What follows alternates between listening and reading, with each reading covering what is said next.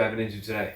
Today is internet and digital influence on kids and adolescents. Hey. Oh yeah, I know. It's. I think it's a heavy topic because, especially with COVID kind of ending, I feel like a lot of kids and adolescents spend more time just because they were doing school virtually. So obviously, there's a lot more engagement. Yeah. I even know with my kids, like we weren't really big on iPads, right? But everybody got was it MacBooks from school, so they all of a sudden, without even us really wanting to, bam, they're on the internet, they're Googling, there's YouTube, there's all sorts of things that are out there, and what are your thoughts on that? Like, how do you see it? Yeah, these social medias, and sometimes I ask some of my younger patients, like my adolescents, I ask them to go on their phone and check to see like their screen time on TikTok and Instagram and all that sort of stuff. Oftentimes, I have people who are on social media more hours than they're sleeping, right? Or more hours than they're in school because they're probably doing both. Right. And think about that, like 8 hours a day of social media. Oh my gosh, right? Like what is that doing, right? And one huge thing that it's really more so like a pet peeve kind of thing of mine. Like there's so much misinformation out there, right? The amount of times that like a young adult or a teen will send me like a TikTok or an Instagram reel of someone speaking about their experience of X, Y, or Z, Right. And they say, "Oh my gosh, like I think I have this too. Right. Like please help me with this." And I wish I had a better example. I wish I had a concrete example, but it's sort of like, okay, no, like your mother does not have narcissistic personality disorder, right? Like that information that you consumed is wrong because it's from a 14-year-old girl who probably doesn't really know what she's talking about, right? So the misinformation of social media really gets me because that's where most people's source of information comes from Nowadays. and I think that's actually terribly dangerous. I couldn't agree more with you. Not to get involved in other elements of life, but in terms of misinformation on social media and what people believe and do, and especially when it comes to kids and adolescents, right? They're sponges, right? They're taking in information. They're looking at TikTok and noticing that, oh, I have this disorder or that disorder, and then I know what I find myself in. Sometimes even adults get into this. Then I'm in the position to kind of talk them out of something that they watched 20 hours of, right? Yeah. So, and another pet peeve, I'm talking about pet peeve, is people calling in and saying, I know what kind of therapy I need because I've watched all this information on it. And, sometimes they're at least tangentially in the right sphere, but oftentimes, they make a distinction. I don't want CBT, but I want DBT without CBT, right? Like, and for some of the professionals out there, probably that they're kind of intimately connected in a way. So sometimes, as most people, at least most clinicians here know, including yourself, I do some of the calls and the triage of calls, right? And sometimes when I hear that information, because an individual learned it somewhere, it's challenging. Not so much for me. It's challenging because I'm in the position to talk them out of something and talk them into something that's actually beneficial for them.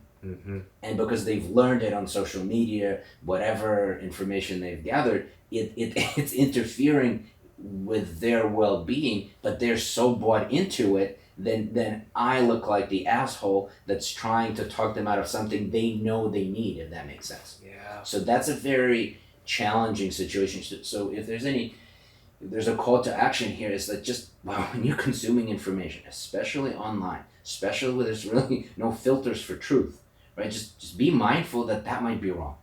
Yeah. Just be aware that whatever it is that you're consuming, this might be wrong. Just have a little bit more of an openness. And I know, listen, myself included, sometimes it's hard to trust doctors and therapists because, we're also human. But just, we do have maybe a little bit more info when it comes to that. Just be open-minded that, that don't get sucked into social media and whatever you read there's absolute truth. and I know that's true for adults. I can only imagine what it would be like for kids and adolescents. Yeah, I'm thinking about it like we could probably have a conversation about social media and the effects for Right. like hours, Right. like hours and hours and hours. But I guess I'm just gonna I'm sticking to just this one point that we're on about this misinformation. I think people end up like quote unquote diagnosing themselves, Right. figuring out what they need, Right. and all of that becomes a belief Right. in their mind, and that in and of itself can be the problem. Right. Like if you're telling yourself that you're bipolar every single Right. day, Right. you have a belief. Well, that won't cause you to be bipolar, but that will cause you to be pretty dang miserable. Right. Right. And then if that leads to calling up a therapy office and saying I need XYZ because I have this disorder, and it truly gets in the way of treatment. Right. It's making something out of most likely nothing or a normal human experience. Right. And it all started from misinformation that spreads like wildfire over social media. And so I think that's the danger of it. Misinformation spreads like wildfire over social media. Me personally, I see so much of it as that misinformation about mental health, Right. especially.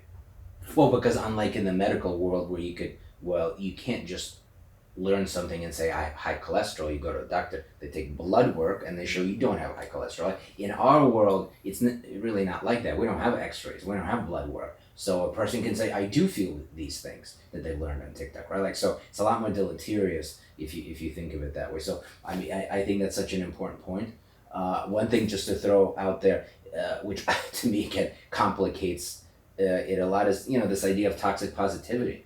Mm-hmm. Like putting yourself creating an avatar that looks a particular way, all these filters that you can make, right? Like, so that then you're in the position, especially as an adolescent, now you're naturally comparing yourself to others to begin with, right? Be it in person or virtually. Now you have this a version of yourself that's created through all these filters, right? And then now let's say if it's physical in nature, now you're looking yourself in the mirror versus what you've created online, right? And you see difference, right? Like, talk about dysphoria that's coming up, right? So now you're comparing yourself to others. Now you're also comparing yourself to the avatar or to the person you created online, and so there's nowhere to go, right? And then there's all these positive things that are posted, because no one posts about like, hey, listen, I really struggled. Right, they're saying I went here, I saw this. Look at how great I look. Right, like, so you're comparing to that sort of almost like avatar that's created. And then you're comparing stuff to your own avatar because you don't really look like that in real life, oftentimes, right? So look at how, and then you're actually comparing yourself in real life.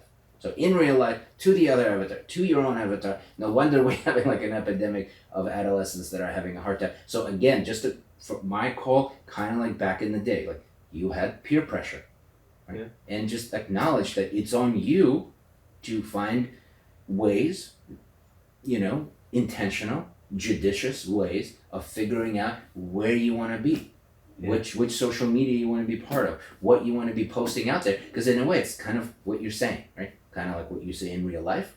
This is exactly the same thing. Why is bullying up on social media? Because like, at least when you do it in person, you could see the feedback, you see the hurt in the other person, so you're less likely to do it. On social media, you don't get that feedback, so you could get quote unquote creative, right? So to me, the idea of what you said, the misinformation that spreads like wildfire, the idea that we're now comparing ourselves to this quote unquote perfect version of others and ourselves, right? Creating all these issues. So, and with the pandemic, the idea that we spend more time using screen time, right? Those three things combined, when people say, oh my God, why are adolescents not doing this great? Well, I think we're beginning to uncover at least three things that come to mind. Yeah. And I think with that being said, that leads us to our last call. Sure. All right. My final call, 2 points. Number one is pretty simple. Don't be on social media so much.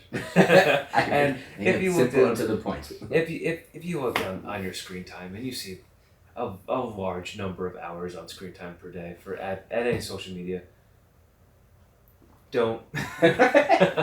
I like that. More importantly, too, we have to be careful of the information that we consume, right? So it's so easy for people to see these things on social media as truths and facts, and they Right. very well may be. And also, they may not be. Right. Or you might not be understanding it fully. Right. Or there might be just a way where the dots aren't connecting. Right. Please, let's be mindful of that. Right. Because misinformation spreading like wildfire, it's going to do nobody good. Right. I totally hear you. Mine is also pretty simple, but just try to be one, genuine yourself, and B, just don't post stuff out there that creates a particular vision of yourself that you are then going to compare yourself to.